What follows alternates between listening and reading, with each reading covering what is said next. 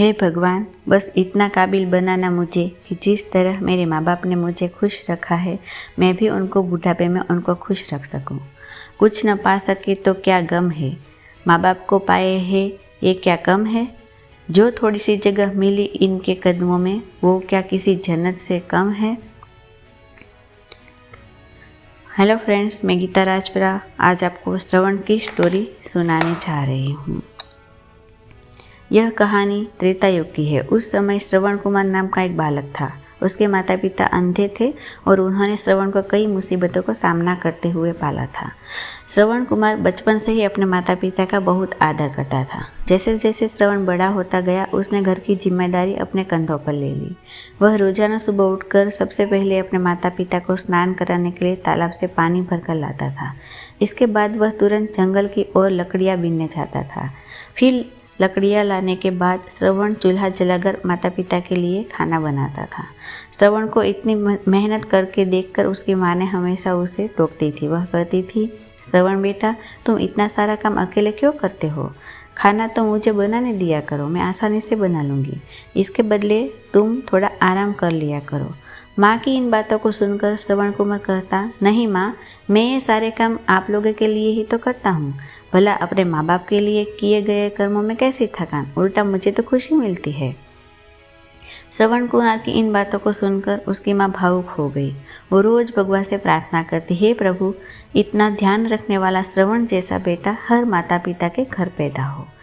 श्रवण के माँ बाप नियमित रूप से भगवान की आराधना करते थे। वह उनके लिए फूल और पूजा के अन्य सामग्री भी लाता था।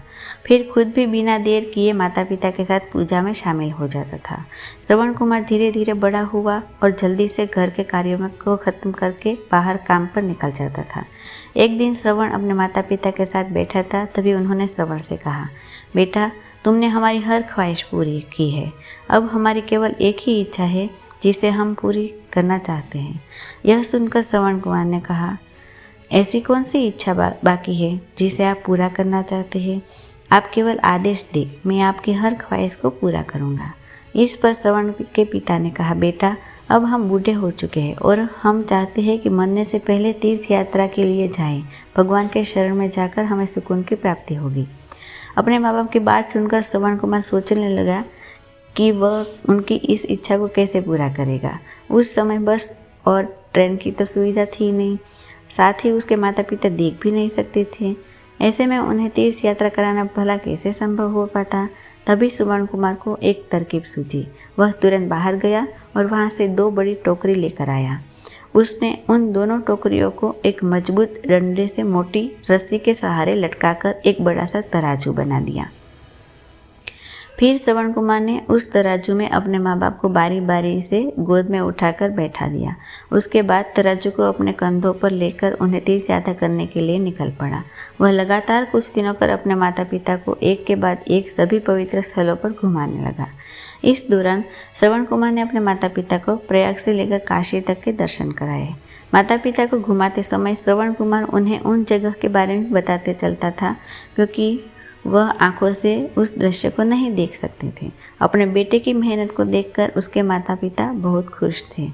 उन्होंने एक दिन श्रवण से कहा, बेटा, हम देख नहीं सकते, लेकिन कभी भी हमें इस बात का दुख नहीं हुआ। तुम हमारे लिए हमारी आंखें हो। तुमने हमें जिस तरह सारे पवित्र स्थानों की कथा सुनाकर उनके दर्शन कराए हैं, ऐसा लगता है जैसे कि हमने सच में प्रभु के दर्शन अपनी आंखों से किया हो। अपनी माता पिता की बातें सुनकर श्रवण ने कहा, आप लोग ऐसी बातें न करें। बच्चों के लिए माता पिता कभी भी बोझ नहीं होते। यह तो बच्चों का धर्म होता है। एक दिन श्रवण कुमार आराम करने के लिए अयोध्या के पास अपने माता पिता के साथ रुका। तभी उसकी माँ ने पानी पीने की इच्छा जताई। श्रवण को पास में ही एक नदी दिखाई दी। उसने अपने माता पिता से कहा, आप दोनों यहाँ आराम करें, मैं आप लोगों के लिए अभी पानी लेकर आता हूँ। नदी के पास पहुंचकर श्रवण कुमार कमंडल में पानी भरने लगा। उसी जंगल में अयोध्या के राजा दशरथ भी शिकार के लिए पहुंचे थे। पानी में हलचल की आवाज़ सुनकर उन्हें लगा कि कोई जानवर पानी पीने आया है। उन्होंने बिना देखे केवल ध्वनि सुनकर ही अपना तीर चला दिया। दुर्भाग्य से वह सीधे श्रवण कुमार को लग गया। तीर लगते ही वह चीख पड़ा। इसके बाद राजा दशरथ जब अपने शिकार को देखने पहुंचे तो वहाँ श्रवण था। वो तुरंत श्रवण कुमार के नज़दीक पहुँचे और कहा, मुझसे बहुत बड़ी भूल हो गई, मुझे माफ़ कर दीजिए। मुझे बिल्कुल नहीं पता था कि यहाँ कोई मानव होगा। मैं इस गलती का पश्चाताप करने के लिए क्या करूँ कि तुम मुझे माफ़ कर दो। तभी कराते हुए श्रवण कुमार ने कहा, यहाँ से थोड़ी ही दूर जंगल में मेरे माता पिता बैठे हैं, उन्हें काफ़ी प्यास लगी है। आप उन तक यह पानी पहुँचा दीजिए और मेरे बारे में उन्हें कुछ भी न बताएं। इतना कहते कहते श्रवण कुमार की सांसें रुक गई। श्रवण कुमार की मौत से राजा दशरथ सुन्न पड़ गए। किसी तरह वो श्रवण कुमार के बताए अनुसार जल लेकर उसके माता के पिता के पास पहुँचे। श्रवण के माता पिता अपने बेटे की आहट को बखूबी पहचानते थे। जब राजा दशरथ उनके करीब पहुँचे तो उन्होंने आश्चर्य से पूछा, तुम कौन हो और हमारे श्रवण को क्या हुआ? वह क्यों नहीं आया? राजा दशरथ उनके सवालों का जवाब नहीं दे पाए। उन्होंने चुपचाप पानी उसकी तरफ बढ़ा दिया। तभी श्रवण की माँ चिंतित स्वर में जोर से कहा, तुम कौन हो और मेरा बेटा कहाँ है? ये बताते क्यों नहीं हो? श्रवण कुमार की माँ की चिंता देखकर राजा दशरथ ने कहा, माँ मुझे माफ़ कर दीजिए। शिकार करने के लिए मैंने जो तीर चलाया था वो सीधे आपके बेटे श्रवण को लग गया। उसने मुझे आप लोगों के बारे में बताया, इसलिए मैं यहाँ पानी लेकर चला आया। इतना कहकर राजा दशरथ चुप हो गए। राजा दशरथ की बात सुनकर श्रवण की माँ जोर जोर से रोने लगी। उन दोनों ने अपने बेटे की मौत के गम में राजा दशरथ के लिए लाए हुए पानी को हाथ तक नहीं लगाया।